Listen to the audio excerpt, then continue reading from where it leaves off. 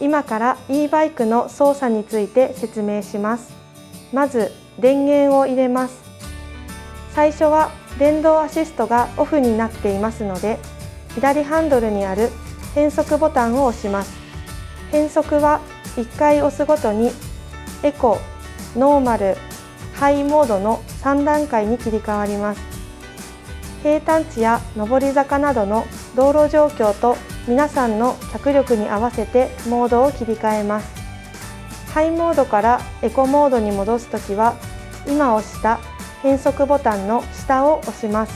ほとんどの道路はこの変速ボタンで走行できますが、ハイモードでもきつい上り坂では11段変速機を使いましょう。電動アシストのハイモードと併用して適切なギアに変速することで走行しやすくなります。操作方法は右ハンドルの変速機でギアを選択します。大きいギアに入れるほどペダルは軽くなります。注意事項が3つあります。1つ目は電源を入れるときにはサドルに座らず地面に立った状態で入れます。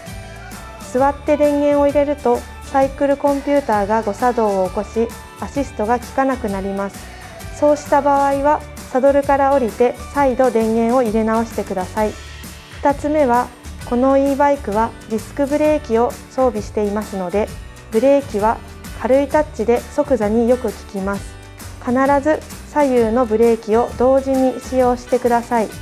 3つ目は e バイクから離れるときには盗難防止のため車体に装備してある鍵でロックをお願いします。以上で操作説明を終わります。この e バイクは1回の充電で約100キロの走行が可能です。